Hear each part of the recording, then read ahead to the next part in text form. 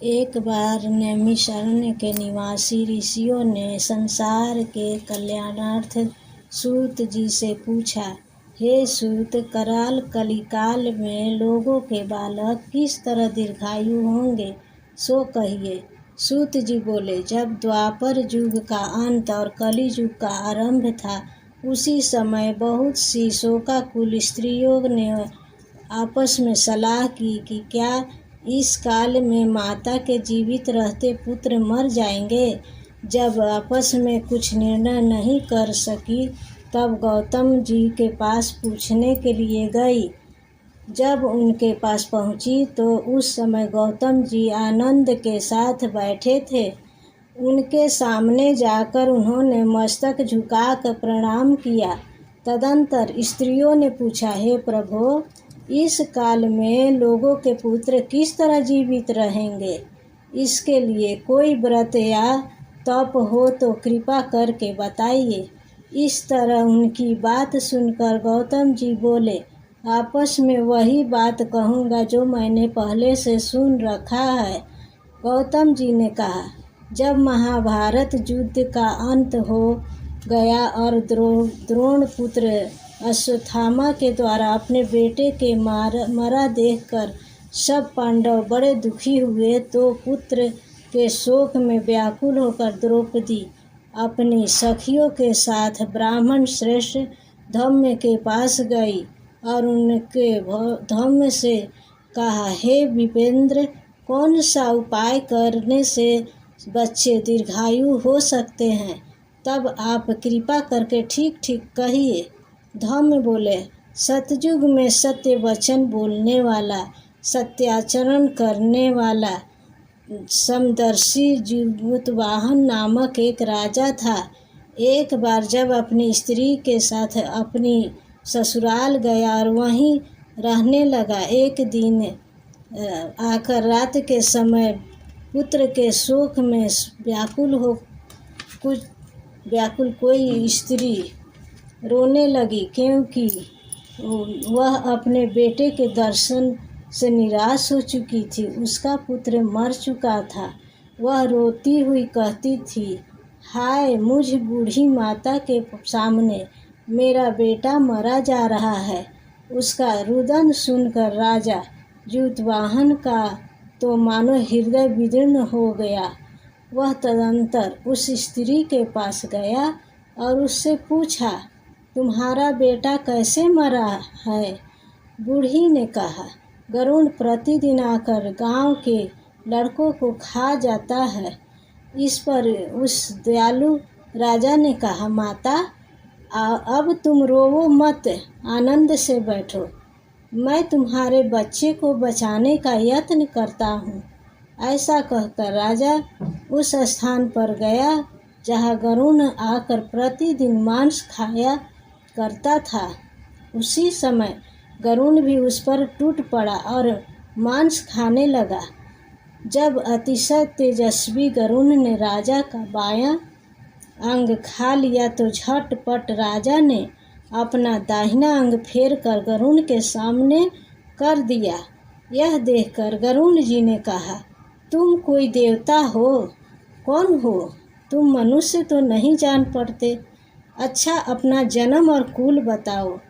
पीड़ा से व्याकुल मन वाले राजा ने कहा, हे पक्षीराज, इस तरह के प्रश्न करना व्यर्थ है। तुम अपनी इच्छा भर मेरा मांस खाओ। यह सुनकर गरुण रुक गए और बड़े आदर से राजा के जन्म और कुल की बात पूछने लगे। राजा ने कहा, मेरी माता का नाम है सौम्या और मेरे पिता का नाम शालिवाहन है। सूर्य वंश में मेरा जन्म हुआ है और जीतवाहन मेरा नाम है। राजा की दयालुता देखकर गरुड़ ने कहा, हे महाभाग्य, तुम्हारे मन में जो अभिलाषा हो वह वर मांगो। यदि आप मुझे वर दे रहे हैं तो वर दीजिए कि आपने अब तक जिन प्राणियों को खाया है वे सब जीवित हो जाएं। हे स्वामी, अब से आप यहाँ बालकों को न खाएं और कोई ऐसा उपाय करें कि जहाँ जो उत्पन्न हो वे लोग बहुत दिनों तक जीवित रहें। धम्म ने कहा कि पक्षी राजगरुड़ राजा को वरदान देकर स्वयं अमृत लाने के लिए नागलोक चले। वहाँ से अमृत लाकर उन्होंने उन मरे मनुष्यों की हड्डियों पर बरसाया। ऐसा करने से सब लोग जीवित हो गए जिनको कि पहले गरुड़ ने खाया था। राजा के त्याग और गरुड़ की कृपा से वहाँ वाले को बहुत कष्ट से दूर हो गया। उस समय राजा के शरीर की शोभा दुनी हो गई थी। राजा की दयालुता देखकर गरुड़ ने फिर कहा, मैं संसार के कल्याणार्थ और एक और वरदान दूंगा। आज अश्विनी कृष्ण सप्तमी के रहित शुभ अष्टमी तिथि है। आज ही तुमने यहाँ से प्रजा को जीवित दान दिया है। हे वत्स, अब से एक दिन ब्रह्मा भाव हो गया है जो मूर्ति भेद से विविध नामों से विख्यात है। वही त्रैलोक के से जीवित पूजित दुर्गा अमृत प्राप्त करने के लिए अर्थ में जीवित पुत्रिका कहलाई है। सो इस तिथि को जो स्त्रियां उस जीवित पुत्रिका की और कुश की आकृति बनाकर तुम्हारी पूजा करेगी तो दिनों दिन उसका सौभाग्य बढ़ेगा और वंश की भी बढ़ती होती रहेगी। हे महाभाग, इस विषय में विचार करने की भी आवश्यकता नहीं है। हे राजन, सप्तमी से रहित और उदया तिथि की अष्टमी को व्रत करे, यानी सप्तमी विश्व अष्टमी जिस दिन हो उस दिन व्रत न करे और अष्टमी शुद्ध अष्टमी को व्रत करे और नवमी में पारण करे। यदि इस पर ध्यान न दिया गया तो फल नष्ट हो जाएगा और सौभाग्य तो अश्व की ही नष्ट हो जाएगा। जीवित वाहन को इस तरह वरदान देकर गरुड़ वैकुंठ धाम चले गए और राजा भी अपनी पत्नी के साथ अपने नगर को वापस चले आए।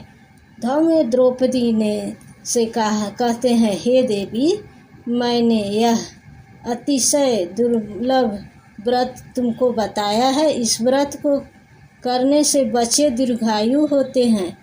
हे देवी, तुम तो पूर्वोक्त विधि से यह व्रत और दुर्गा जी का पूजन करो और तुम्हें अभिलाषित फल प्राप्त होंगे। मुनिराज धम्म की बात सुनकर द्रौपदी के हृदय में एक बार और कौतूहल उत्पन्न हुआ और पुरावासिनियों स्त्रियों को बुलाकर उनके साथ यह उत्तम व्रत किया। गौतम ने कहा, यह व्रत और उनके प्रभाव को किसी एक चिल्हिन ने सुन लिया और अपनी सखी सियारिन को बताया। इसके बाद पीपल वृक्ष की शाखा पर बैठकर उस चिल्हिन ने और उसी वृक्ष के एक खोते में बैठकर सियारिन ने भी व्रत किया। फिर वही चिल्हिन किसी उत्तम ब्राह्मण के मुँह से यह कथा सुन आई और पीपल के खोते में बैठी हुई अपनी सखी को सुनाया। सियारिन ने आधी कथा सुनी थी कि उसे भूख लग गई और वह उसी समय 100 के से भरे हुए श्मशान में पहुंची। वहां से इच्छा भर मांस का भोजन किया और चिल्हिन बिना कुछ खाए पिए रह गई और सवेरा हो गया। सवेरे वह गौशाले में गई और वहां गौ का दूध पिया। इस तरह नवमी को उसने पारण किया। कुछ दिनों बाद वे दोनों मर गई और अयोध्या में किसी धनी व्यापारी के घर जन्मी।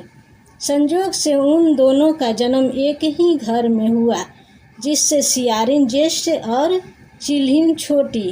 वे दोनों सभी शुभ लक्षणों से युक्त थी, इसलिए बड़ी लड़की का काशी राज के और छोटी उनके मंत्री के साथ गर्भवती अग्नि के सामने विधि पूर्वक ब्याही गई। पूर्व जन्म के कर्म फल से वह मृत नैनी रानी हुई। जिस किसी भी संतान को उत्पन्न करती वह मर जाती थी। और पूर्व जन्म की बातों को स्मरण करने वाला मंत्री की पत्नी ने अष्ट वस्तुओं से सदृश तेजस्वी 8 और बेटे उत्पन्न किए और सभी जीवित रह गए। अपनी बहन के पुत्रों को जीवित देखकर ईर्ष्यावश राजपत्नी ने अपनी स्वामी से कहा कि यदि तुम मुझे जीवित रखना चाहते हो तो इस मंत्री के भी पुत्रों को उसी जगह भेज दो जहाँ कि मेरे बेटे गए हैं, अर्थात उन्हें मार डालो। यह सुनकर राजा ने उस मंत्री के पुत्रों को मारने के लिए कई प्रकार के उद्योग किए, पर मंत्री पत्नी ने जीवित पुत्रिका के पुण्य बल से बचा लिया। एक दिन राजा ने अपनी आदमियों से उन पुत्रों का सिर कटवा कर पिटारी में रखवाया और पिटारी उनकी माता मंत्री पत्नी के पास भेज दिया। किंतु वे 8 सिर बेशकीमती जवाहरात हो गए और भले चंगे वे 8 लड़के अपनी माता के पास वापस चले गए। उनको जीवित देखकर राजपत्नी को बड़ा विस्मय हुआ। अंत में वह मंत्री की पत्नी के पास आई और उसने पूछा, बहन, तुमने कौन सा ऐसा पुण्य किया है जिससे बार बार मारे जाने पर भी तुम्हारे छोटे बेटे नहीं मरते? इस पर मंत्री की पत्नी ने कहा, पूर्व जन्म में मैं चिल्हिन थी और तुम सियारिन। हमने और तुमने साथ साथ जीवित पुत्रिका का व्रत किया था। तुमने व्रत के नियमों के भली भांति पालन नहीं किया था और मैंने किया था। इसी दोष से हे बहन तुम्हारे बेटे नहीं जीते हैं। ओ राजरानी, अब भी तुम उस जीवित पुत्रिका का व्रत को करो और तुम्हारे बेटे दीर्घायु होंगे। मैं तुमसे सच सच कह रही हूँ। उसके कथा अनुसार रानी ने व्रत किया, तभी से उनके कई बेटे सुंदर और दीर्घायु होकर बड़े बड़े राजा हुए। सूत जी कहते हैं कि इस प्रकार का आनंद देने वाला मैंने यह दिव्य व्रत बतलाया। स्त्रियों चिरंजीवी संतान चाहती हो तो वे नियम पूर्वक यह व्रत करे। बोलो श्री जीवित वाहन गोसाई की जय। हर हर महादेव। मैया पार्वती की जय।